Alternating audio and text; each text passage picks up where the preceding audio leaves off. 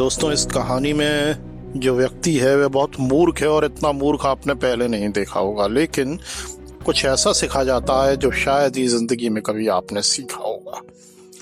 पुराने जमाने की बात है। एक छोटे से गांव में एक अभागा गरीब आदमी अपनी माँ, पत्नी और 6 बच्चों के साथ एक कमरे की झोंपड़ी में रहता था।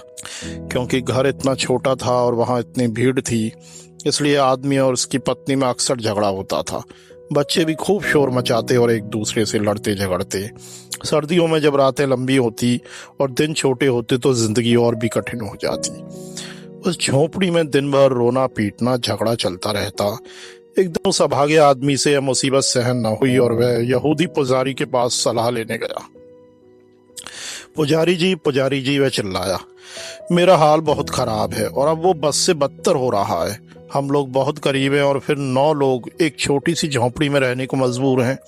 वहाँ बहुत भीड़ और शोर शराबा है। आप मेरी मदद करें, मैं आपकी सलाह लेने आया हूँ। पुजारी ने कुछ देर सोचा और फिर अपनी दाढ़ी सहलाई। अंत में उसने कहा, मुझे बताओ, क्या तुम्हारे पास कुछ जानवर हैं?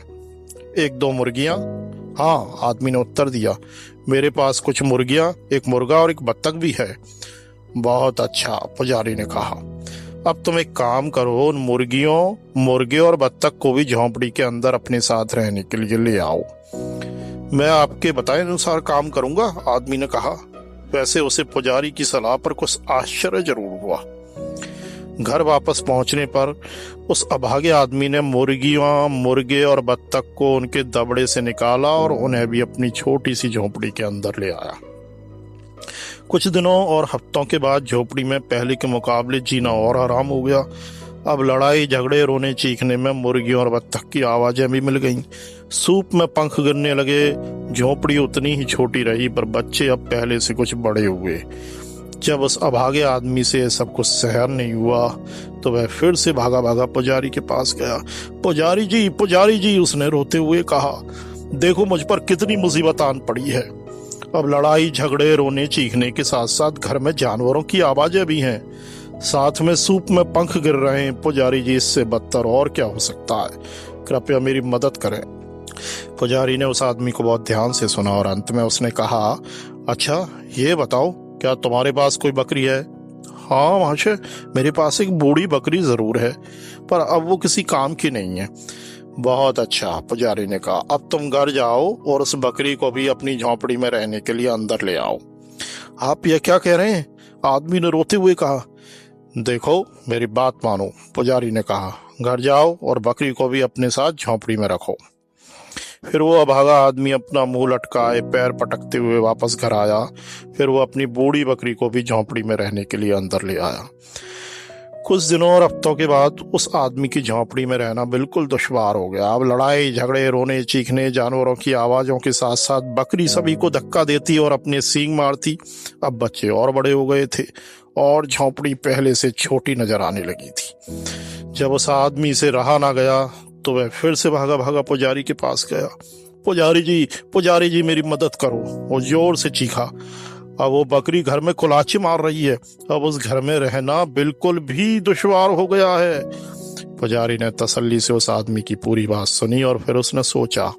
अंत में उसने कहा, अच्छा मुझे यह बताओ, क्या तुम्हारे पास कोई गाय है? जवान है या बूढ़ी? उससे कुछ फर्क नहीं पड़ेगा। हाँ पुजारी जी, सच में मेरे पास एक गाय है, उस गरीब आदमी ने डरते डरते कबूल किया। फिर तुम घर जाओ, पुजारी ने कहा, उस गाय को भी झोंपड़ी में रखो। यह क्या कह रहे हैं आप महाशय? ने कहा, तुरंत जाओ और जो मैं कह रहा हूं वो करो। वो अभागा गरीब आदमी धीरे धीरे घर की तरफ बढ़ा। फिर बड़े उदास दिल से वह अपनी गाय को भी झोंपड़ी में ले आया। क्या पुजारी पगला गया था? उसने सोचा। कुछ दिनों और हफ्तों के बाद झोपड़ी में जीवन बस से बदतर हो गया। हालात पहले से कहीं ज्यादा खराब हो गए। अब हर कोई लड़ता झगड़ता, मुर्गियां भी। बकरी पूरे दिन कूदती फांसती, गाय अपने पैरों से हर एक चीज को कुचलती। अपनी दयनीय हालत देखकर उस आदमी को यकीन नहीं हुआ। अंत में जब हालात उसकी बर्दाश्त के बाहर हो गए तो वह फिर से भागा हुआ पुजारी के पास मदद मांगने पहुंचा। पुजारी जी, वो आदमी जोर से चिल्लाया, मुझे बचाओ, मेरी मदद करो, मेरी जिंदगी पूरी तरह तबाह हो गई है, गाय हर चीज को कुचल रही है, घर में सांस लेने की जगह भी नहीं बची है, हालात मेरे बर्दाश्त से बाहर हो रहे हैं। पुजारी ने उस आदमी की बात सुनी और सोचा। अंत में उसने कहा, अच्छा अब घर वापस जाओ मेरे दोस्त, और उन जानवरों को अपने घर से बाहर निकाल दो। मैं अभी दौड़कर जाता हूँ और यह काम तुरंत करता हूँ, उस आदमी ने कहा। उसके बाद वो अभागा गरीब आदमी दौड़ा दौड़ा घर वापस गया। उसने अपनी छोटी सी झोंपड़ी में से गाय, बकरी, मुर्गियां, मुर्गे और बत्तख को तुरंत बाहर निकाला। उस रात वो गरीब आदमी और उसका पूरा परिवार लंबे अरसे बाद शांति से बड़े चैन की नींद सोया।